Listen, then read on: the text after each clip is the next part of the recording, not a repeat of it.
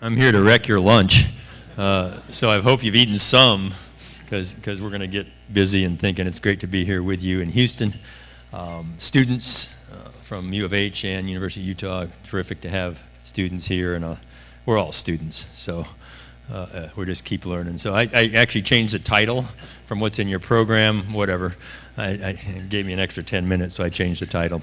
So what's my goal today? It's not to tell you what to think, okay, but it is to share some data and engage in civil dialogue and some critical thinking, and hopefully laugh a little bit along the way too. So here we go. Start with some philosophy right off the bat to encourage your digestion.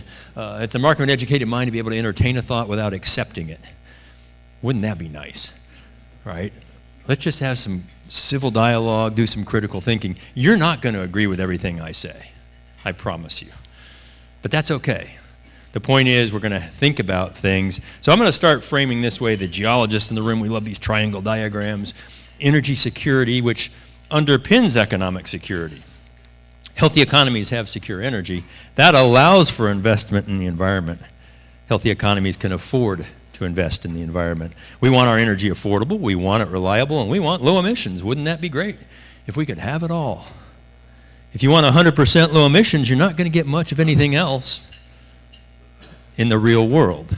These things come together. There are trade-offs. There are trade-offs we have to make as we go through that. I call that the radical middle, radically lonely most of the time, okay? So we're framing it. What is energy? This is the only point I'm going to look at the screen because this is hard to do. You can clap when I'm done. This is your Dr. Seuss moment. Ready? What is energy? It's our homes and our phones. It's our pets and our jets. It's our heaters and our beaters. It's our water, our daughters and our sons and everything they wear. It's our packs and our snacks. It's our frames and our games. It's our waste and our paste, our light and our sight. It's our stuffy nose and our clothes, and it's our wheels and our meals. Everything depends on energy. Okay, come on, that was hard. All right. We don't know this. Everybody in the world thinks, oh, it's a socket and my gasoline. That's energy. No, it's everything. And the sad truth is, energy powers the world. It improves our lives, but there's a lot of people in the world, the reality is, that don't have much, if any. They don't even have the basics: light, food, shelter, clean water. And I've gotten to visit a lot of them, so let's talk about this a little bit, poverty. Look, 3 kinds of people in the world. Those who are good at math and those who aren't. Okay, so which of the 3 are you? Here's some simple arithmetic. This is the amount of electricity consumed by a human being in these countries in Africa, and here's my fridge. Okay, that's energy poverty, 9 times more than a person. And I have more than one fridge. I'm a geologist. I have a beer fridge. Okay, I keep it in the in the garage in Houston, really efficient. That's it. It underpins human flourishing. And I've been fortunate, Joe mentioned, I've been to 60 countries. They're color-coded by the number of visits and met a lot of people. 2 feature-length films with Harry Lynch on the energy transition, kind of. We released in 2012. And then this energy poverty film. So I met some folks. This man in Ethiopia had tears in his eyes when he told me his kids and grandkids and great-grandkids had just come out of the bush, and they were in school for the very first time in his family. We head over to Nepal and meet Sanakanchi cooking indoors with wood, like 2.6 billion people in the world still do.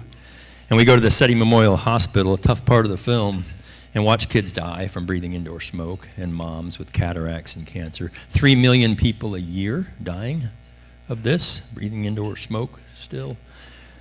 Come back to Africa, Kibra, the giant slum outside of Nairobi. And you see a church that doubles as a school here, 2 dangling light bulbs.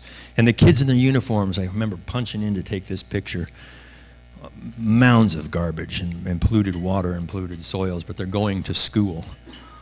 Head over to Vietnam and meet Thon in that red shack, and she lives there with her crippled son and carries him on her back every morning across that plank so he can go to a school. Over and over, this education theme is repeating. In India, we see the most severe poverty I've seen. We went looking for it, and we found it. And severe wealth, tremendous disparity in that big, big country. And then back to the Western Hemisphere, we actually brought solar, first electricity, to the indigenous village of Gunchukwa, the Arwako people. And you can see the array there on the left, and it 3.5 kilowatt. It put some light bulbs in mud huts and a couple ceiling fans and a fridge. These kids of the Arhuaco people, they'll die, half of them before they become adults, from simple things that wouldn't kill us in the rich world. A tooth infection, dysentery. So that last night we turned the lights on with the chief or the mamu. It was really powerful. They hadn't seen each other in their own village at night, except over a fire before. So that's the world in many ways, and I'm not going to talk about ESG, except right now. The environment matters in that world. Clean soil, clean water, clean air, governance. Get me out from under this autocrat. Social, how about a school or some health care? Something to improve my life. ESG matters. And there's a lot of optimism and hope. I'm always remarked by it. They see a future that's brighter than the one they're in today, as opposed to the pessimism and fear in the rich world. Protesting from rural folks, extensively, and urban folks, burn capitalism, not coal, in Europe, okay? And that's fine. I love the passion, but man, fire up that sign and end global poverty. Wouldn't that be amazing if Greta led a movement to end global poverty? And we could actually see the results of that happening very powerfully. Poverty is the worst form of violence, Gandhi reminds us. It's the worst form. So I'm going to ask questions today, 5 of them. It's the honor system. You get about 10 seconds. Just keep track of your score, and we'll answer. What percentage of people in the world lack secure energy today? What percent in your head? Okay, just keep track of it, and we'll answer it now. So here's the world, countries in the world, gross national income across the bottom against energy consumed across up the y-axis, electricity. There's a correlation, pretty strong trend. The average income in the world is 13 grand. They're both on log scales. 13 grand, 7,000 kilowatt hour. That's the average.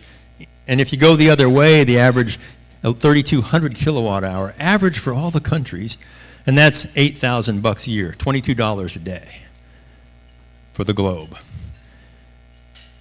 There's a whole group of countries that consume less energy than my refrigerator, 500 kilowatt hours, and they don't make much money, 100, 200, 2,000 bucks. They're emerging, if you will. The next cluster, let's call that developing, 500 to 7,000 kilowatt hours, more income. And then there's the rich world, 7,000 up, over 50,000, 70 grand or more, developed world. This is kind of how it lays out. Guess what? Those emerging economies want to become developing. And the developing want to become developed. This is emerging from poverty, okay? And it has to happen. We have a few countries that are secure and most of the world that isn't when it comes to energy or economic security. Same colors code here, same color scheme. Let's look at it on a map. Look where the reds and yellows are, the poorest. And then the purples, and then the blues. I'm going to overlay the least livable cities now in the world. Look where the least livable cities are, right on top of poverty. No shock.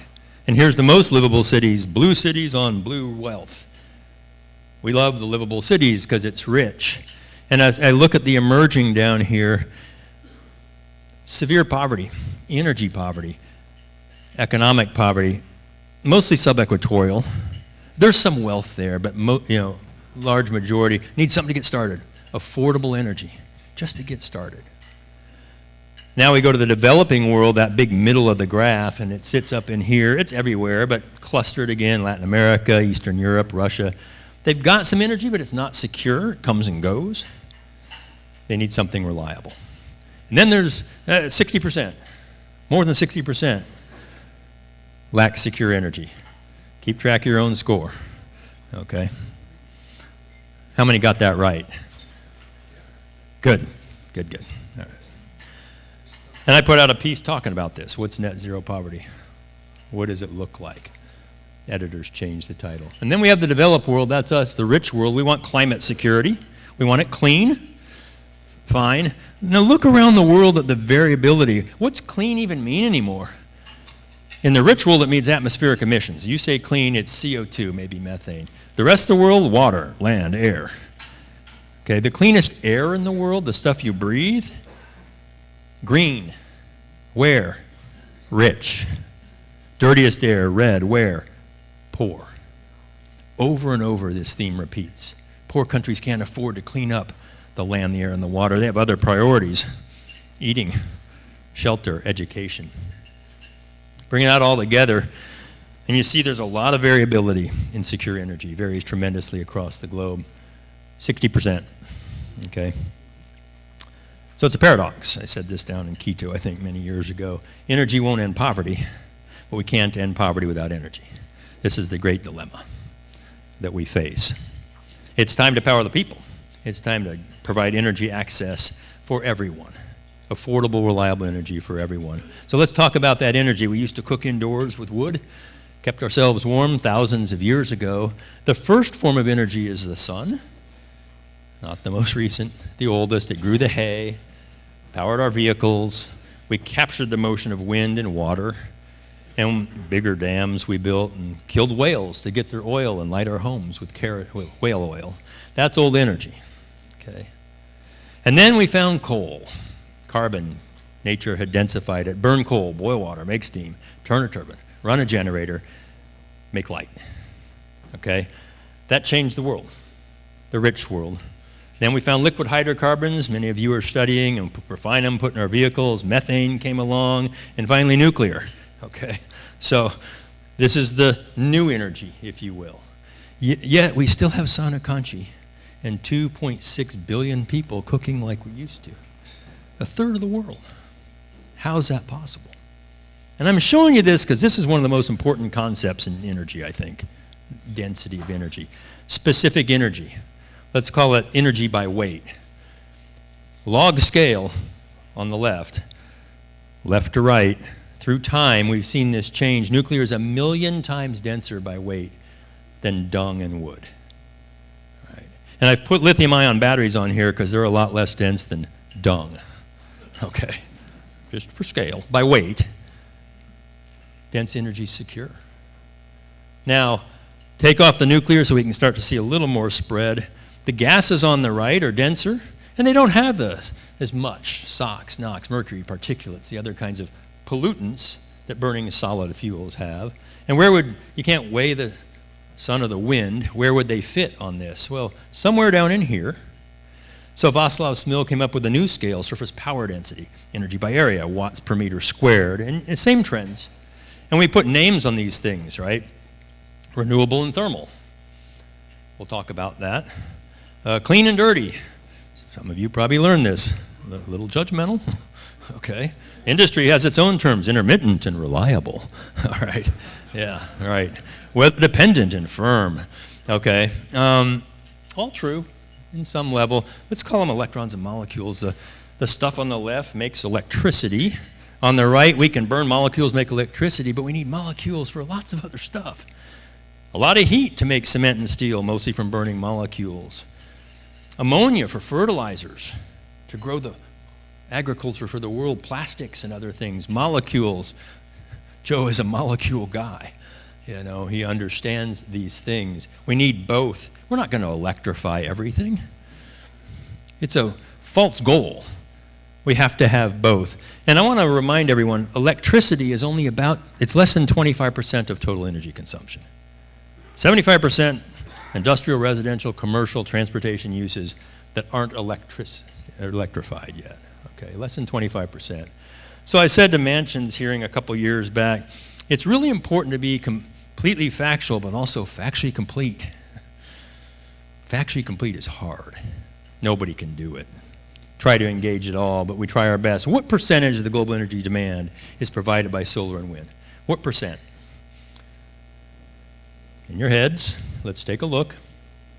These are the data. This isn't capacity, this is actual energy production in the world. Coal and oil are still going up. They're very dense. They make a lot of CO2 when you burn them. Natural gas is going up tremendously in the world. So is nuclear still. Very dense, make less CO2. Emit some more methane. And then hydro and everything else going up. They're not dense, but they make less CO2, a lot less. They're trade-offs. If you're just looking at CO2, there are trade-offs in these things for sure. Remember the Great Recession of '09? Some of you do. When the world goes in recession, we consume less energy. You can see the dimple. We don't move around as much. And here's the COVID recession, deeper, but we're back. We're already consuming more energy than we ever did pre-COVID. There was nothing structural that changed there, okay? We consume more coal and oil than everything else in the world combined today, by a lot. We're actually, coal and oil are still the dominant two sources. Nothing has gone down globally, nothing. We just keep adding wedges. Hay hasn't even gone down. We consume more hay than we used to consume. More people, more things eating it and burning it. It's completely factual. Solar and wind are the fastest growing sources. Look at them. Incredible progress in solar and wind. This is a rate, fastest growing, early stages. Let's try to make it a little more factually complete. We scale it, and there it is in the data. It's not hidden, it's right there. About 10% of the growth in energy demand globally since they started. 10% of the growth is solar and wind, not the base. Scale. Less about 5% of the global energy. How many got that right? Okay, good. You're getting your dessert. You're starting to feel it. All right. Annual coal consumption. This is global. Been flat in the rich world. Yet we've doubled our economies and come down, and starting in about 85 or so, we've cut it in half, coal consumption in the rich world. Here's Asia, and here's the rest of the world, hardly any, okay? And there it is on a map. Asia consumes a ton of coal, no pun intended. South Africa, Poland, and a few other places, but mostly it's coal's an Asian story. Unless what? Unless you're Germany and you lose your gas from Russia. And what did Germany do? Increase their coal electricity for baseload electricity generation and continue to shut down their last 3 nuclear power plants. Climate scientists were aghast. They should be. What are you thinking? There's a lot of reasons for this. The point of that is when leaders are stressed under a little tension or pressure, what do? They choose energy security over climate security almost every time. Not what they say, what they do. Even Germany, okay? What else is growing? There's solar and wind, well, oil and gas. In percentage terms, almost the same over 60 years, 1% different. Actual units, tremendous increase in gas and even in oil. So there's coal. I'm going to lay natural gas right on top of it, same scale. Gas has grown tremendously, and not just in Asia, in every geopolitical region, more gas is being consumed. It's kind of flat in Europe. The gas to coal ratio, 39 to 91%, and growing. Gas will probably pass coal sometime in the next decade or so. It's a global story. So you can see here the consumption of gas by regions in the world, the big regions. North America, we consume the most natural gas. Here's the production in those same regions. Only 2 regions in the world that consume more gas than they produce. Europe and Asia, okay?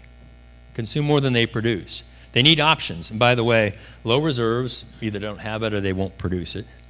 And a lot of LNG, okay? We won't go into that story today. They need options to gas. So Europe, again, electricity generation, not total energy, has brought down coal and gas in their power sector, has brought down nuclear and hydro and grown a solar and wind and other wedge, if you will. And this started back in 2007, pretty important year to remember. 2007, but not Ukraine. This is policy much earlier than that. And it's nice, the right side has a lot more diversity in that mix. Policy underpins that. That's Energiewende in Germany with Angela Merkel and others. This is policy. How's that working? Well, on a cost basis, it's expensive. 40, 50, 60 cents a kilowatt hour. That's 300, 400, 500% more than we pay here. And a lot of industries and companies are suffering and leaving. It's very expensive to run industries. But I heard solar and wind are cheaper. Yeah, right. You know. When you hear that, what does that mean? Is it just a lie? It's not a lie. It means this number from Lazard, levelized cost of electricity or energy, where it's generated at the plant gate, has come way down with solar wind. It's really phenomenal at the plant gate. Not to you. To get it to you takes something there when the sun's not out and the wind's not blowing to make it reliable. That something, giant grid-scale batteries, a load-following gas, is expensive because it's not always on. So you have to, reliability costs money, all right? And look, it's not judgment against solar and wind, it's physics.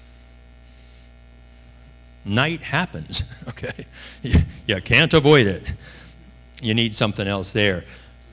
This is the GDP of the US. Here's the GDP growth of China over the last almost quarter century. China accelerating, now flattened in the last few years. What do you think Europe looks like? Up to 2007, it actually passed the US. And it went flat. Since those policies, not the only reason, one of the reasons, it's expensive.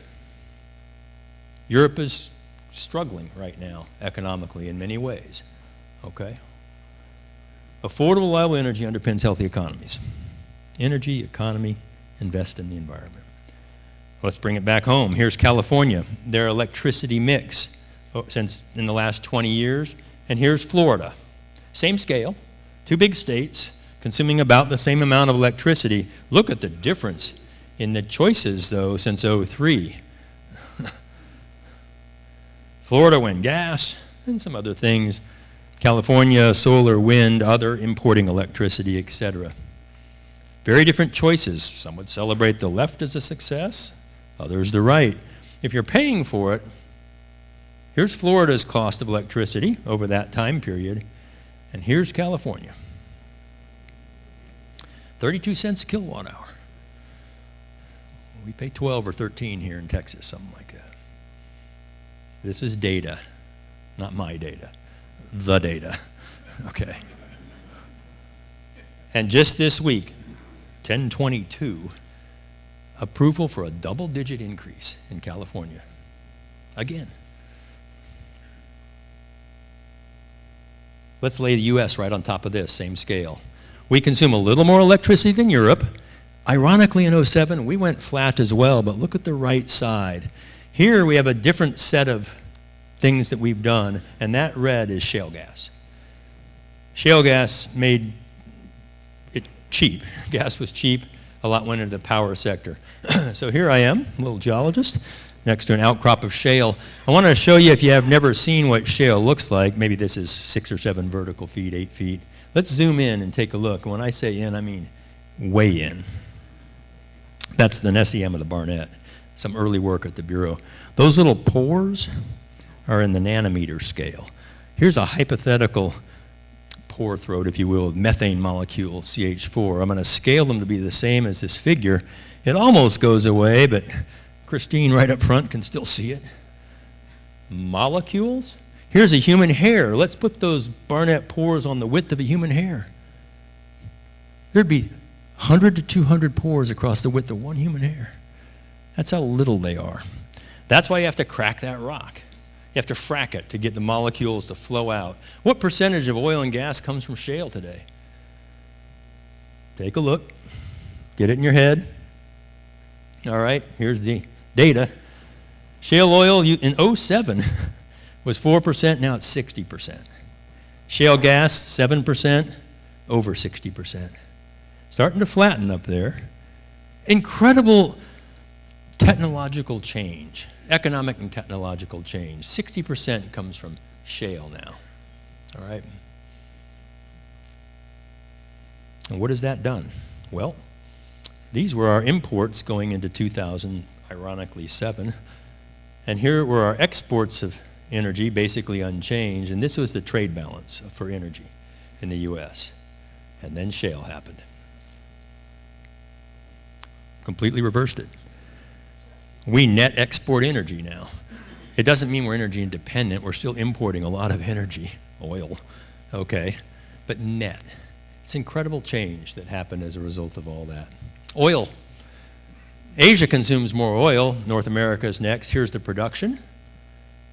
Only 2 regions in the world that consume more oil than they produce. Europe and Asia. Low reserves, high imports. What does that mean? They need options to oil. We get it. What are those options? Well, here's an electric car. It says it right on the license plate, electrons. And they're charging with diesel. Okay, these are diesel generators making electricity to charge a car. This is really stupid. I mean, okay, it's funny. And it's remote Australia. Those close can see it. It's ironic. It's not representative. I've had people say, I didn't know. Okay, here's what is representative. Remarkably, we see almost 1 out of 5 EVs sold in the world today to be electric. 1 out of 5. A vehicle isn't a car. It can be. It's a scooter, a 2-wheeler, a 3-wheeler. Anything with a motor and a battery is a vehicle, okay? But still, 1 out of 5. Where? Who needs options to oil? Where are they sold? Say it. Okay. China. 10 million. And in fact, China is exporting about 60% of those now to the world. Brilliant. Need options, are doing it. Europe. US. Rest of the world. 85% of the EVs are China and Asia. It's not a global thing yet. About 55 million sold under that curve, 55 million vehicles. That's a lot. So look, how many batteries would it take to electrify half the world's vehicles? There's 1.4 billion vehicles in the world. Let's electrify 700 million of them. How many batteries would it take? Okay. Well, here's my 55 million. First of all, it's going to take some charging connections to charge all those. I don't have any accurate numbers, so I just made this one up. Studies have shown accurate numbers aren't any more useful than the ones you make up. How many studies show that? 87. Okay. So, all right, let's just make up a number. Let's electrify half the world's vehicle fleet. Where'd that come from? By 2040. All right? It's going to take 300 million charging stations up from today. And we fit our 55 million vehicles in there and take that up to 700 million in 16 years. Really? You know what this is? The floor bed of a Tesla S. You know how many batteries are in it? Not pack, the batteries. 7,000. One car. 7,000 cell phones. All right? Let's make the math easy. 5,000 batteries per vehicle times 700 million, 3.5 trillion batteries. And they wear out. You gotta make them again. 3.5 trillion. I did the math once, I can't remember what it was, like 35 or 40 years to make 3.5 trillion batteries if we could make, I think it was 1 a second. Never stop. More than a trillion, okay? And they come from somewhere, they come from these metals, and that's why an electric vehicle takes 600% more metal than a combustion engine. Not the car, the fuel in the battery. 600% more metals.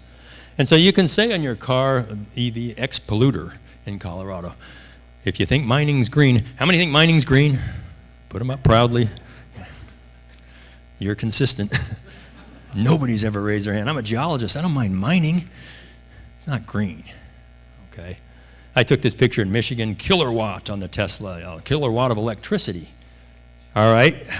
Same story, kilograms per megawatt of metals, gas and coal versus solar and wind, 500% more. Not judgment, physics. It's density. It just takes more stuff to collect that material. So at least the Tesla driver in Alberta knows it. Coal powered, right on the license plate. And the Lambo doesn't even give a crap. It just says CO2. It's a fill me up, gasoline. And these things come from somewhere. Top 3 producing countries of oil and gas in the world. The U.S. is in there today. We won't always be, but with our shale extraction. And here's some of the top 5 metals that we need for solar, wind, and batteries. And it's pretty diverse extraction. Where is it processed? Watch close. Brilliant, China. Belt and Roads and other initiatives bought the processing for all the metals. Who needs the options? Who's making the panels and the turbines and the batteries? China. Brilliant, by the way. Tightens its chokehold on graphite, lithium. Just go down the list of metals. This is an energy security issue, and we're really not talking about it much. Okay. Electric vehicles, there's issues. There's a lot of good stuff. We hear about it. There's safety, cost, resale. That people aren't buying them. They're getting very cheap to buy a used one for reasons. Mining disposal impacts, range, security of supply. These are real issues. I'm not making them up. I like EVs, especially hybrids. I'm kind of a big fan of those. But the industry is retreating from them. I could put 100 articles on here from the last 2 weeks, company by company. They're backing off and saying, well, hey, hold on a minute. The backlash in Michigan over the EV mandate that exists there, et cetera. So optionality. Smaller vehicles, less weight in the battery, electrify it. EV, a hybrid vehicle, awesome. As the vehicle gets bigger, you're hauling more weight in the fuel. Hydrogen, right? Fuel cells, compressed natural gas. And larger vehicles, I'm flying in the morning, it'll be on jet fuel. It is not going to be on a battery airplane. And if it was, I wouldn't get on it. Okay, I really wouldn't. Not just for the range. Okay, there's a reason you can't put your battery, the reason you can't check it, a lithium-ion battery. It's a safety issue. I put out a piece saying reducing options doesn't work.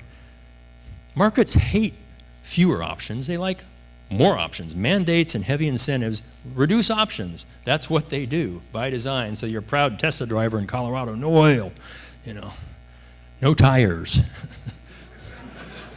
no plastic, no battery, no electronics, whatever, no knowledge.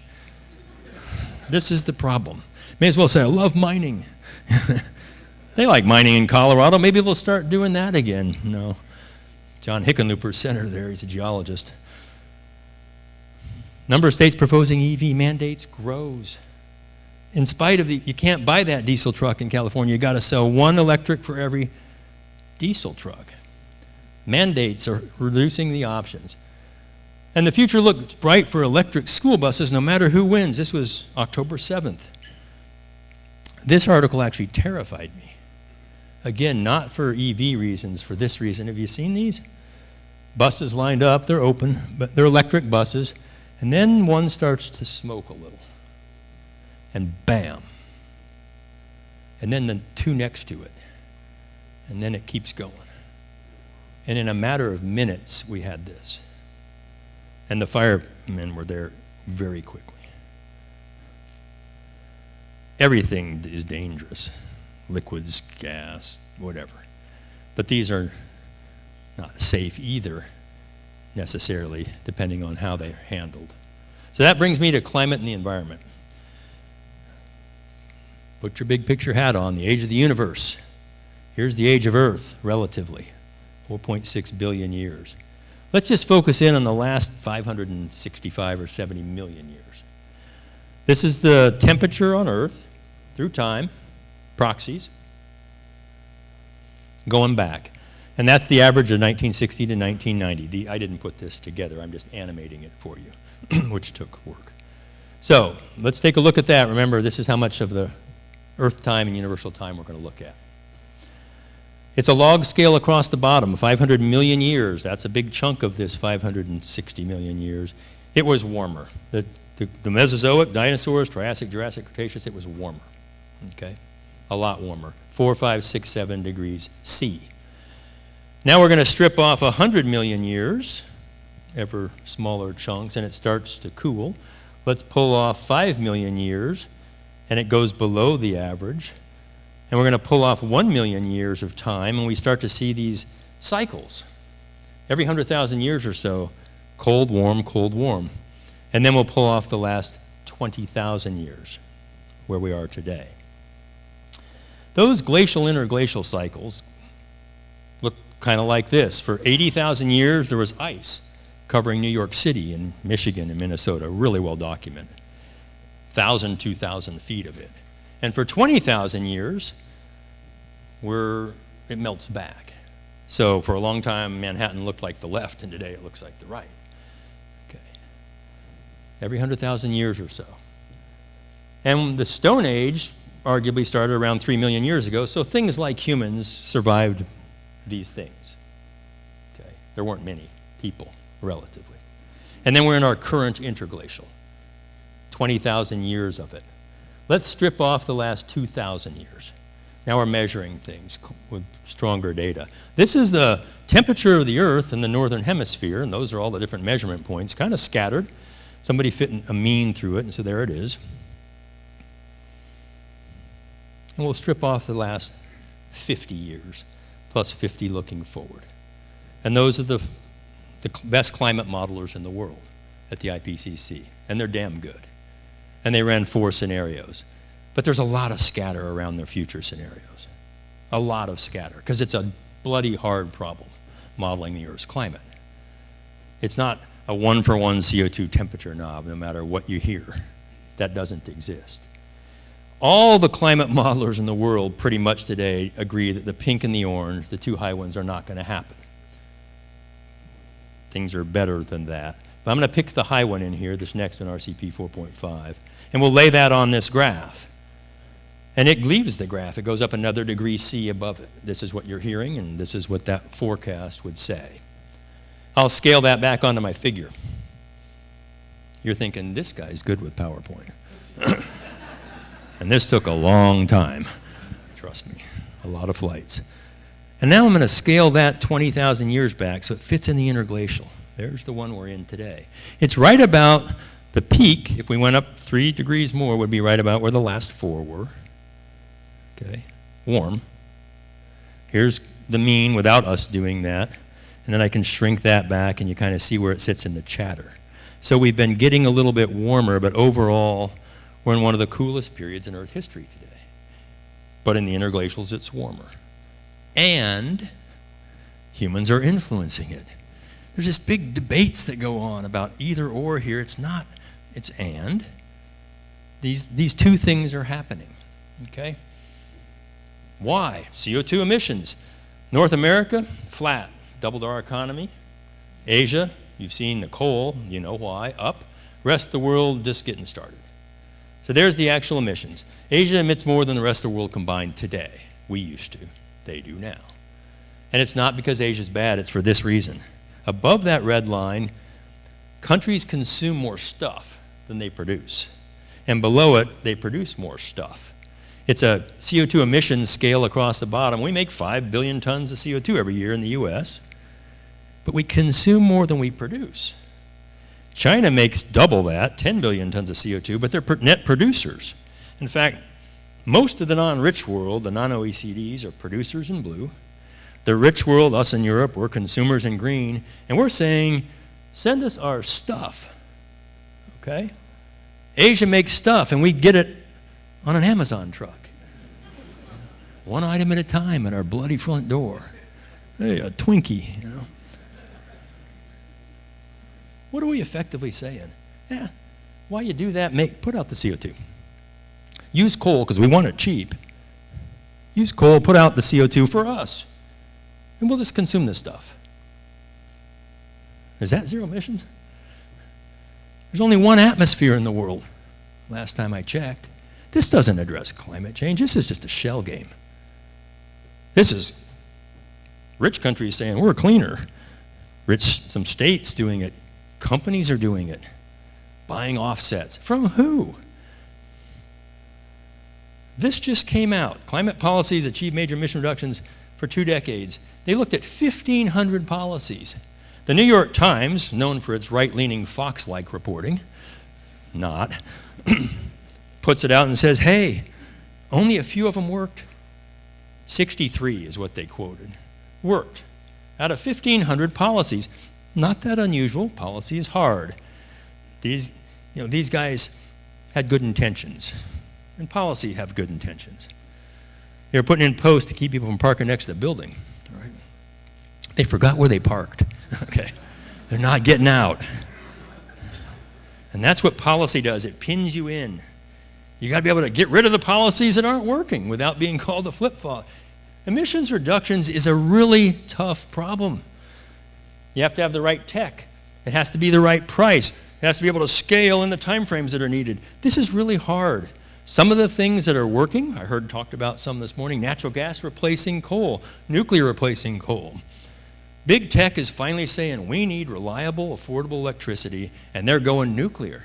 Amazon, 3 Mile Island, et cetera, et cetera. I just read about another one this morning in Ohio. They're unmothballing the power plant.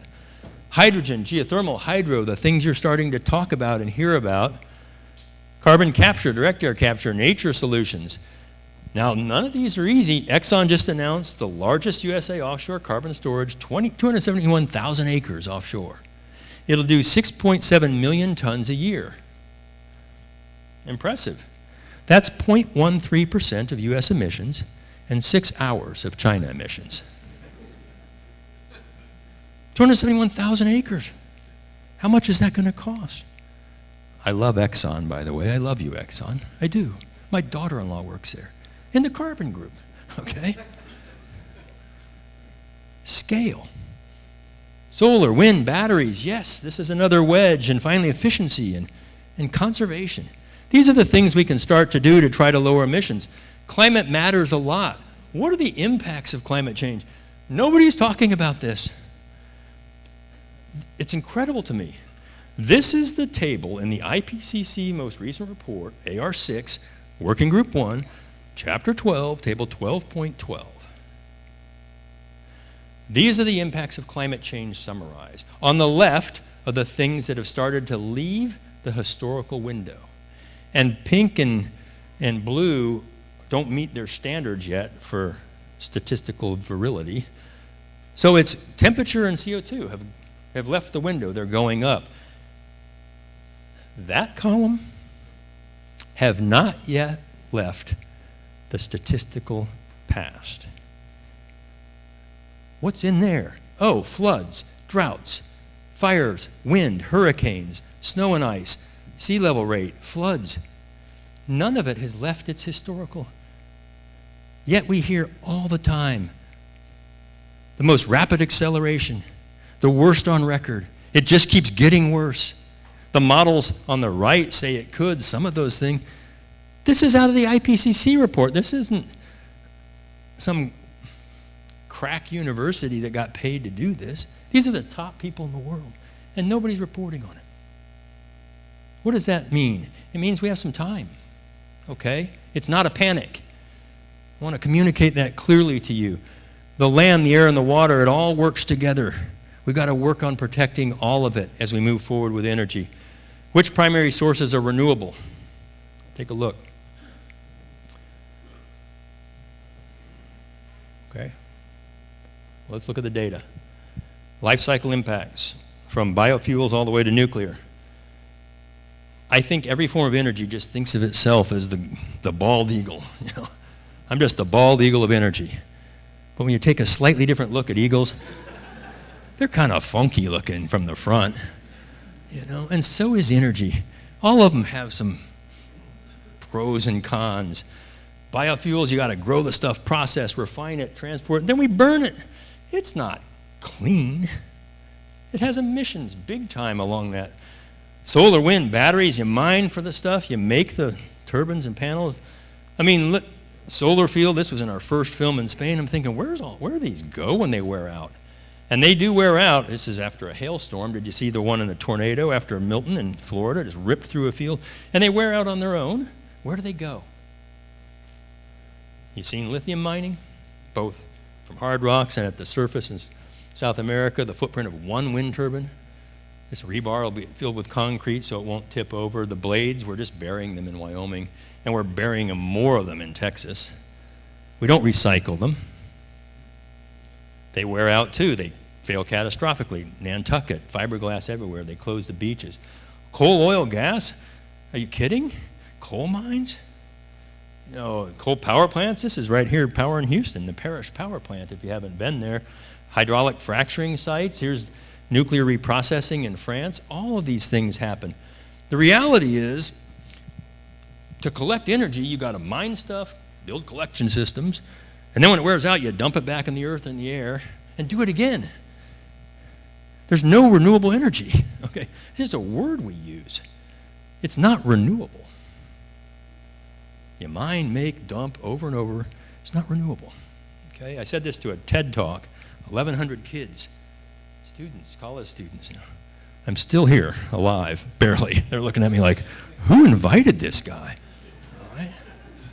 All forms of energy have trade-offs.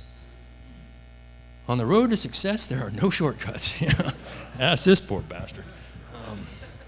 We can keep telling our kids there's pretty energy and there's ugly energy. Right. But we're not doing them any favors. It's more complicated than that. There's more than that involved. Nothing is renewable. There's no renewable energy. How many got that right? Wow, a very select few.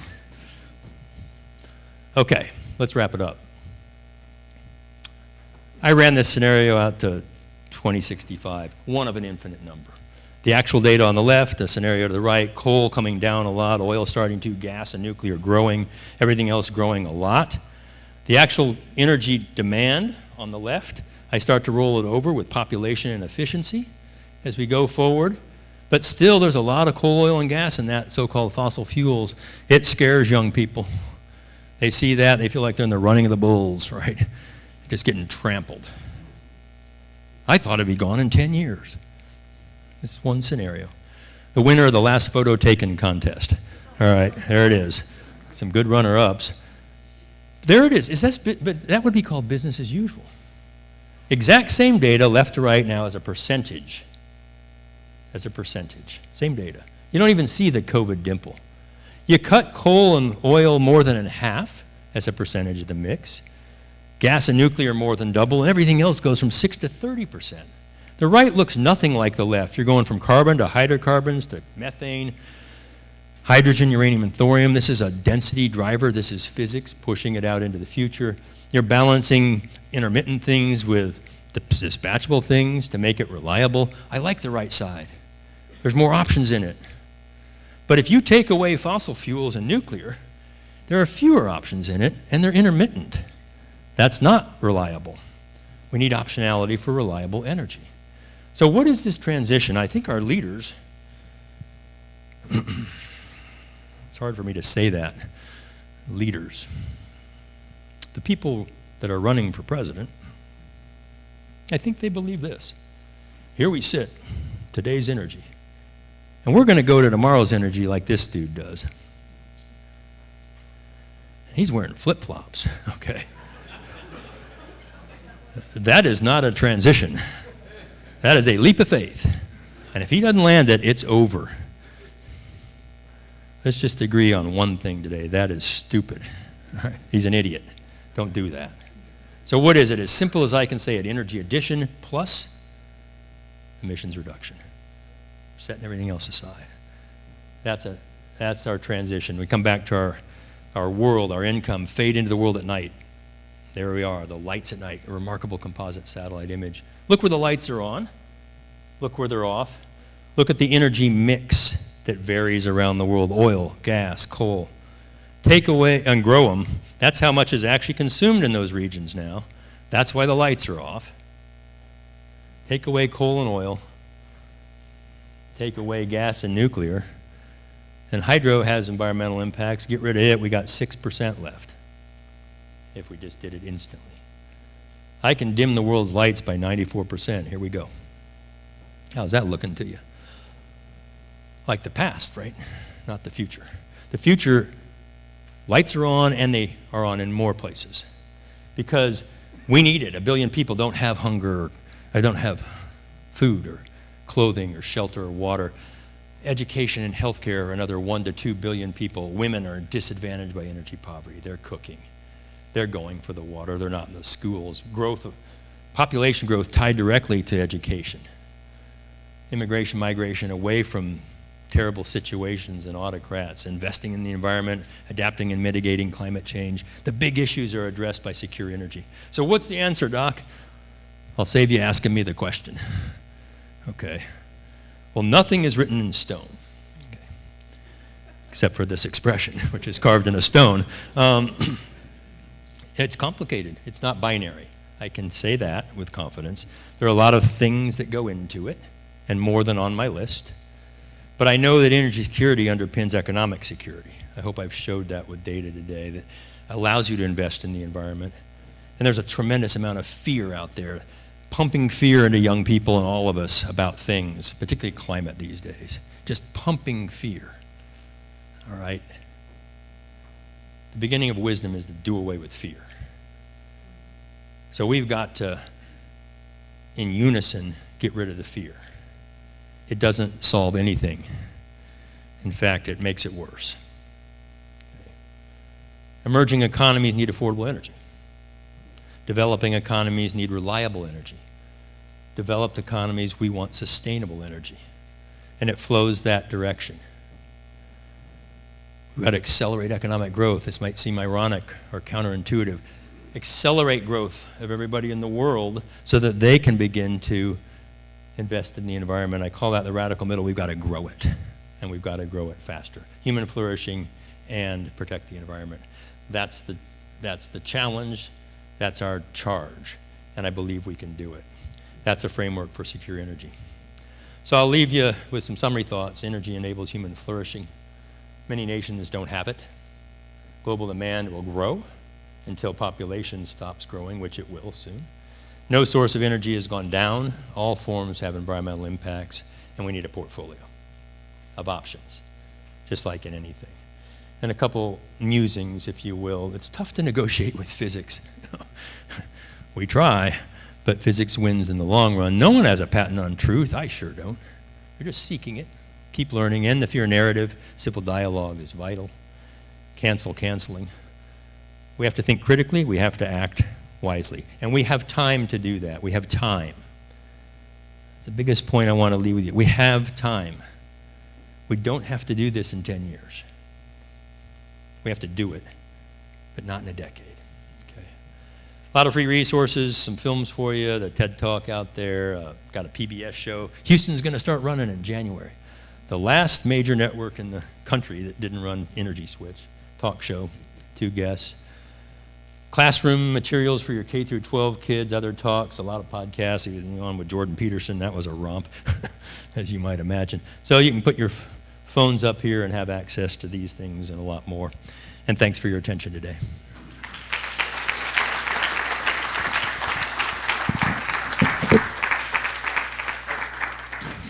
Quiz. Yeah, I'm going to do the quiz. Oh, you're going to do it? But you're going to be in the picture, so. Oh, I am? Yeah. Coming up? I'm coming up safely. All righty, so this was actually a contest. And those of you who had perfect scores, the first 10 of you can come up here and you're going to win a business card from me, a $25 Starbucks gift card, and then a picture of you with Scott Tinker. And so this is a contest then, and you're on your honor. No AI used here. So the first 10 of you who have a perfect score, please go stand with Scott in front of the screen there, and we'll give out the gift cards, and I'll have the business card. You can send me your email. It'll come back on an email to you. So let's finish the contests. I know we had winners here. So they're coming up. Let's move over to this side. I want to minimize the people breaking their bones on the stage here. I guess we'll do on the stage here, so.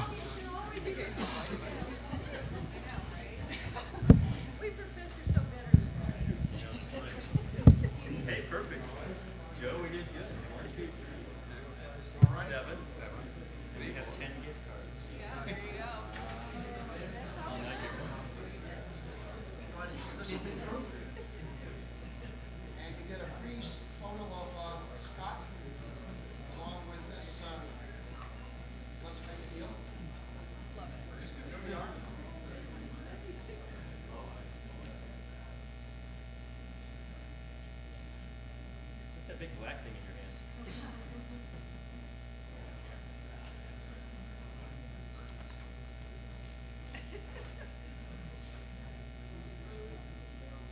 No, we want to have good pictures. So, yeah,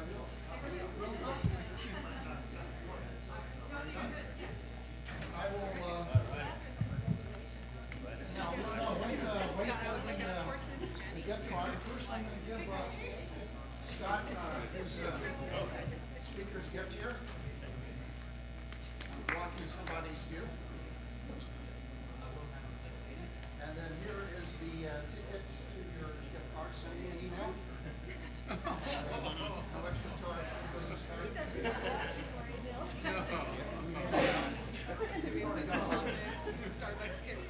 I know you all sent me an email. Very good. Send me an action. Okay. All righty. Another round of applause.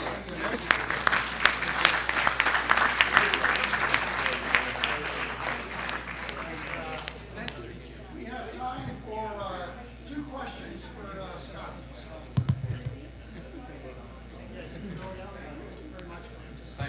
Are there any questions?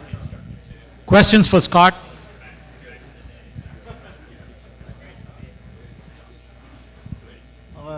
Scott, there's a question. Hello. Let me put it this way, that there is a $2 trillion pork barrel, as you know, in this country, and you won't be able to get any of that, as I see. So how do you make a living? The question is, there's a $2 trillion pot of money out there, and with that talk, I won't be able to get any of it. So how do I make a living? I don't know. I don't make a great living, but I try to tell the truth, at least as I see it. And a lot of more people these days are doing that. We're starting to see, in fact, just in the Washington Post today, an article came out about the hurricanes.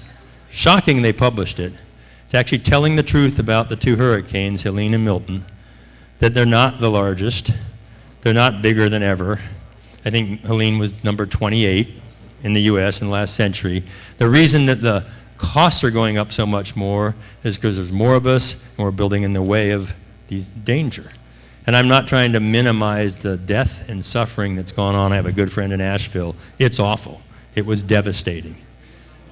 But it wasn't outside of norms other than what we've done, building in the way and building stuff that doesn't sustain these as much. So tremendous increase in costs. And I think we all need to start to tell the actual data. The IPCC is doing it. It's just not getting reported. What else? Yes, ma'am.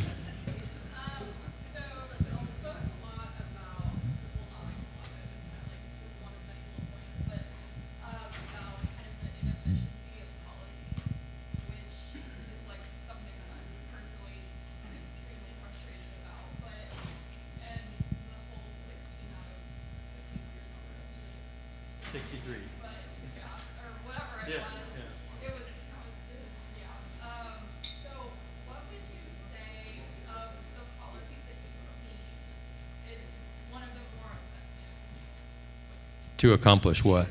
To accomplish what? I guess to accomplish kind of that, like, transition to a radical policy. Yeah. I know, like, so COP is coming up, and that's something where it's like, the entire globe wants to come together and, decrease unabated fossil fuels. And it's like, okay, that is such a vague blanket statement that, I'm like, we'll see how that works. But, so, yeah, I mean. Yeah. Yeah, good question. How does policy help to move us forward? And forward in this, my sense, would be toward that radical middle, acknowledging that there's trade-offs. First, we have to recognize there's not a single policy or set of policies that applies everywhere. I showed you the global variances in that, even within the states. Washington State is very different from Florida. Texas is different from New York, okay? We have different resources, different politics, different educational systems, et cetera, economies. So don't try to force single policies down on top of these. You're going to have more regional solutions and be good with those. They're not going to be perfect. It might not reduce CO2 to net zero, probably never will. But it might reduce it some. And in the meantime, we protect some water and land along the way. We don't blanket it with solar panels only. A blend of nuclear, natural gas, maybe some hydrogen, et cetera. So it's the policies that set some goals and then allow for those who are actually setting policy and regulating those policies to administer them in ways that fit the circumstances. And it's not, so it's more squishy. You just have to accept that people are going to do reasonable things if motivated to do so and incentivized to do so.